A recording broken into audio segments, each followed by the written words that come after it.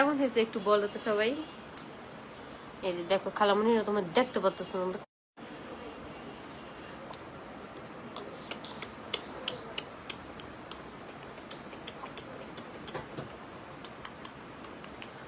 ওরে বাবা দেখ রিয়াও নাচতেছে, সবাইকে দেখাতেছে দেখো খালামণিরা আমি নাচও করতে পারি এখন।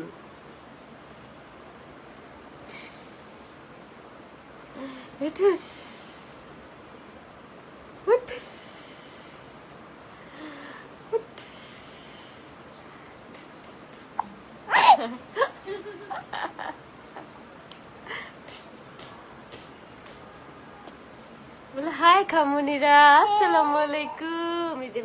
আসসালামু আলাইকুম, আসসালামু আলাইকুম সবাইকে, আসসালামু আলাইকুম, আসসালামু আলাইকুম।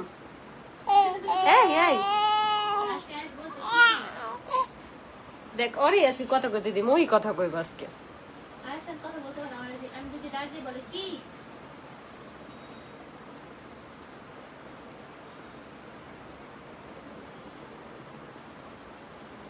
ফেসবুকেও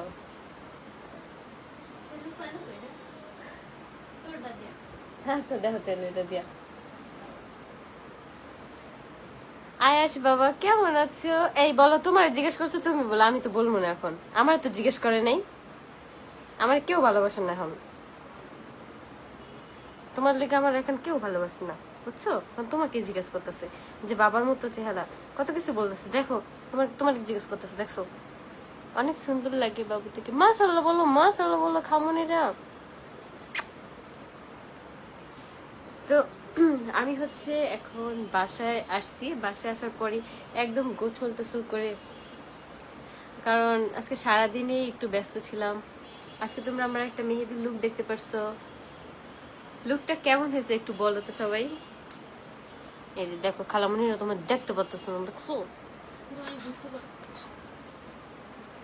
এই সবাই তোমরা আম্মুকে লাইক কমেন্ট ফলো দিয়ে পাশে থাকো আমার আম্মু, বলো বলো, তাহলে সবাইকে একটা খুশি একটা খুশি মারুন।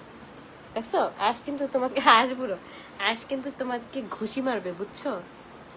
আপু কেমন আছো? আলহামদুলিল্লাহ ভালো, মাশাআল্লাহ, থ্যাংক ইউ। বাবাটা কেমন আছে? আলহামদুলিল্লাহ।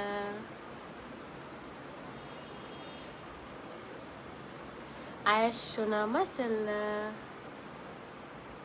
আপু তুমি কথা বলো না।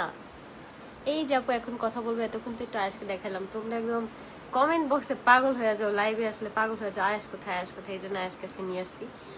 আম্মু এই যে আখি আপু বেস্ট, থ্যাংক ইউ, মাশাআল্লাহ কিউট বাবুটা, থ্যাংক ইউ, অনেক সুন্দর হয়েছে আপি, আমার আজকের লুকটা অনেক সুন্দর হয়েছে।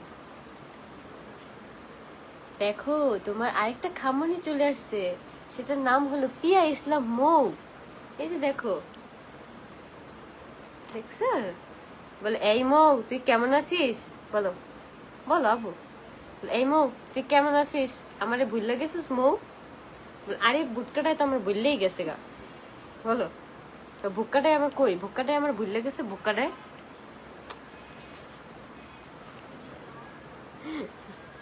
কেমন আছো আপু? আলহামদুলিল্লাহ ভালো।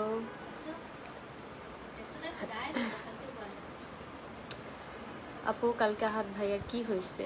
আপু আমি জানি না আসলে ওই বাসায় কি হয়েছে না হয়েছে, কারণ আমি কারোর সাথে কোনো কথাবার্তা বলি না। একবার কথা বললে আমি যে ধরা খাইছি, আমি নাকি বাসায় যেতে চাই, আমি আরো কত কিছু, অথচ ফোন দিল ওই বাসা থেকে, আমি জাস্ট ফোন ব্যাক করছি, কল ব্যাক করছি। এই জন্য কালকে অবশ্য আমার বোনকে তিশা ফোন দিছে 2 বার, ফোনে কল দিছে, তারপর হচ্ছে হোয়াটসঅ্যাপে কল দিছে একবার, কিন্তু আমরা ওই সময় আর কি ঘুমাই গেছি, রাত 2:30 বাজে তখন, এই জন্য হচ্ছে ইয়া করিনি। সকালবেলা ওঠার পরে রিয়া হচ্ছে নক দিছে যে কেন ফোন দিছিলে নাকি কিছু নক দিতে, তাহলে ওই যে ভিডিও যে পাঠিয়েছে, ও মনে হয় যে রিয়া জিজ্ঞেস করছে যে কেন ফোন দিছিল, তখন আর কি ভিডিও পাঠালো একটা গাড়ি অ্যাক্সিডেন্ট হয়ে আবার নাকি ভাঙ্গা গেছে। আবার দেখলাম আমার কমেন্ট বক্সে মানুষ কমেন্ট করতেছে যে কালকে নাকি বলে আপনার হাজবেন্ড নাকি লাইভে আসছে, এখন লাইভে এসে আত্মহত্যা করতে চাইছে না সুইসাইড করতে চাইছে আমি তো জানি না, কারণ আই ডোন্ট নো। কারণ এই ব্যাপারে আমার কোনো আইডিয়া না, যেখানে আমি থাকিও না সেই ব্যাপারে আমার কিছু জানা দরকারও নেই। তোমরা আমাকে বলতেছো আমি নাকি ওই বাসায় গেছি, আমি কখনোই যাব না। আর কালকে হচ্ছে সম্পূর্ণ তিশা ফোন দিচ্ছে, তারপর হচ্ছে রিয়া সকালবেলা উঠে জিজ্ঞেস করছে, পরে বলতেছে তোর ভাইয়া এরকম এরকম অ্যাক্সিডেন্ট করছে, এখন আলহামদুলিল্লাহ ভালো আছে। তারপর রিয়া আর কি একটা টেক্সটই পাঠাইছে, বলে আচ্ছা। কিন্তু আমাদের তরফ থেকে কোনো ফোন করলো, কোনো কিছু যায়নি, তিশাই ফোন দিছে নিজ থেকে। এখন যদি এটাও যদি বানায় বলে যে আমাকে ওই বাসার থেকে ফোন দিছে, আমার সাথে কথা হয়েছে, রিয়ার অনেক ভালো আছে, ও তিশাই আর কি। আবার আমার বোন কোনো মেসেজ দেয়নি, তিশা হচ্ছে ফোন দিচ্ছে সকালবেলা, আবার নাকি তিশা ভিডিও পাঠাইছে, আর হচ্ছে বলছে তোর ভাই অসুস্থ এরকম এরকম। তারপর রিয়া বলছে আচ্ছা আচ্ছা বলছে। এখন এটা যদি আচ্ছা আচ্ছা যে বলছে আমার বোন, এটা যদি বানায় ফেলে যে আখির বোনের সাথে কথা হয়েছে, আমাদের সম্পর্ক খুবই ভালো, আমাদের সম্পর্ক মোটেও ভালো না, যার কারণে আমি চলে আসছি। সম্পর্ক ভালো হলে কেউ কখনো আসতো না। না এটা যদি আবার বানায় ফেলে, এই জন্য আর কি আমি বলে দিলাম যে এটা যেন না বানায়, কারণ আমরা কোনো ফোন দিইনি। আমি পার্সোনালি আমি তো দিবই না কখনো, আর আমার বোনও কখনো কল দেয় না। জাস্ট হোয়াটসঅ্যাপে অ্যাড রাখছে যাতে আমার বাবুকে আর কি দেখতে পারে, আয়েশকে যেন দেখতে পারে, নয়তো ওইখান থেকেও ব্লক করে দিতাম। কারণ আমার এখান থেকে, আমার আইডি থেকে, আমার হোয়াটসঅ্যাপ থেকে, আমার নাম্বার থেকে সবকিছু সবাইকে, ওই বাসার সবাইকে ব্লক করা, যার কারণে আমি ওইসব আজাইরা কাহিনী দেখিও না, আর রাতও জেগে থাকি না যে এগুলো রাত জেগে জেগে আমাকে দেখতে হবে। তোমার পরা শাড়ি পরা ভিডিওটা অনেক সুন্দর লাগছে, থ্যাংক ইউ আপু।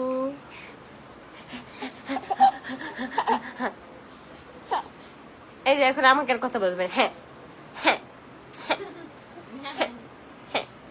তারপর হচ্ছে কালকে হচ্ছে আয়েশের ফুপ্পি আজকে কল দিয়েছিল, আয়েশের ফুপ্পি কথা বলছে। আজকে হচ্ছে আয়েশের দাদা 3-4বার কল দিছিল আজকে দেখার জন্য, কিন্তু আমি ফ্রি হলাম এখন কিছুক্ষণ পরে, আমি লাইভটা শেষ করে হচ্ছে আয়েশের দাদুকে কল দিব, যাতে তোমার দাদা ভাই তোমাকে দেখতে পারে। সব সময় হচ্ছে আয়েশের দাদু আজকে কল দিয়ে দিয়ে দেখে। তারপর হচ্ছে আমার ননাস হচ্ছে এর আগেও কল দিচ্ছিল 2বার না যেন 1বার, কালকে আবার কল দিয়ে আয়েশের সাথে অনেকক্ষণ কথা বলছে, দেখছে, আমার সাথে কথা বলছে। যাই হোক, এখন আয়েশের জন্য সম্পর্ক রাখতে হবে, কারণ আয়েশ যদি এখানে না থাকতো তাহলে ওই বাসার কারোর সাথে সম্পর্ক রাখার কোনো মানেই ছিল না, রাখতামও না আমি। ভাই আমি এই লেভেলেরই না যে এখানে সম্পর্ক নাই, কোনো কিছু নাই, তারপর হচ্ছে হাইদা যে ফোন দিব, এরকম আমি, আমার মন মানসিকতা এরকম না।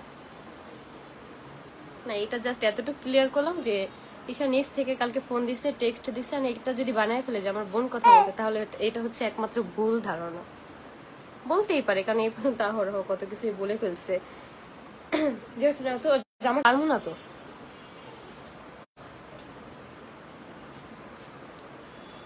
তুমি অনেক ভালো, আমি সবসময় অনেক ভালো, তোমরাও অনেক ভালো, নয়তো ভালোর সাথে ভালোই যায়, বুঝছো।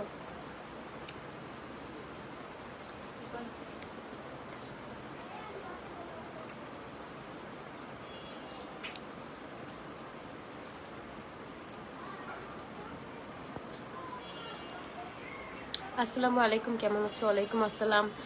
আসসালামু আলাইকুম আপু। ওয়ালাইকুম আসসালাম।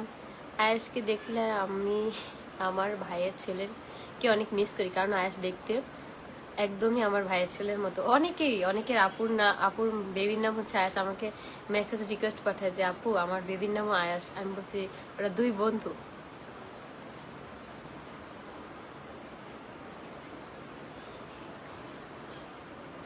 একটু আসসালামু আলাইকুম। ওয়ালাইকুম আসসালাম, কেমন আছো আপু? আলহামদুলিল্লাহ। এখন বলো কে কত কেজি গোস্ত খাইছো?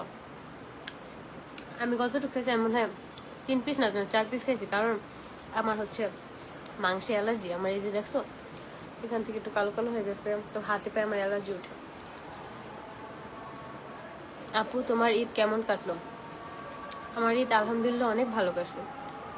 আরে সুন্দরী কি অবস্থা, সেজে গুজে ভাবলাম লাইভে আসবে, এখন দেখি ফ্রেশ হয়ে আসছো। ওইখান থেকেই আপু আসার সময় হচ্ছে আমি মেকআপ রিমুভ করে তারপর বের হয়েছি, তারপর এসে হচ্ছে গোসল করছি। একটা বড় একটা লিচু দে।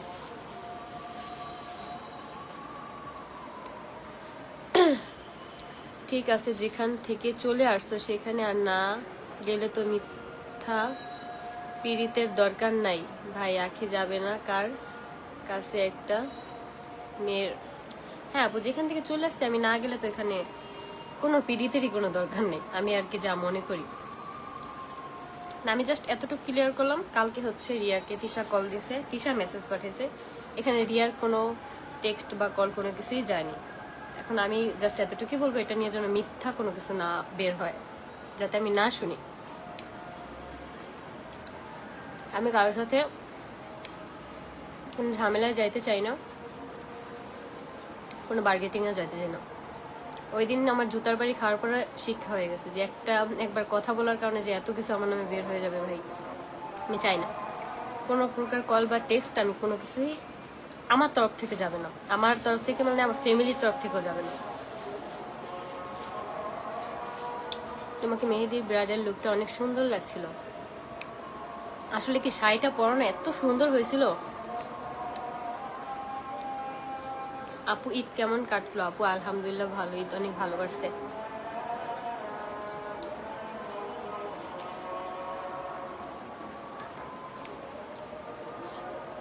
নিজেকে আরো করতে হবে আপু, অনেক দূর যাও, এই দোয়া করি। Thank you. তিশা এমন ভাবে বলছে মনে হয় আখির সাথে সব সময় নর্মাল কিছু হয়নি, আখির সাথে তার সব নর্মাল কিছু হয়নি। আমি জাস্ট ভাই ওই বাসা থেকে আসার পরে ওই দিনই কথা বলছি, আর এর আগের দিন জেসমিনের ব্যাপারে খালি জিজ্ঞেস করছি কয়েকটা কথা, তাও মনে হয় 5 মিনিটে শেষ করে দিছি। ওই দিনই জাস্ট আমাদের কথা। হ্যাঁ, এটা নিয়ে যে মানুষ এত কিছু বের করছে যে আমাদের নাকি সম্পর্ক ভালো। আমাদের সম্পর্ক ভালো থাকলে আমি ওই বাসায় থাকতাম।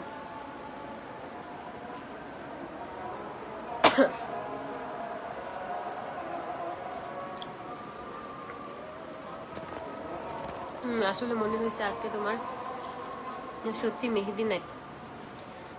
লুকটা যেভাবে করছি মানে চাইছিলাম যে ওইভাবেই সবকিছু আর কি গোছাইতে।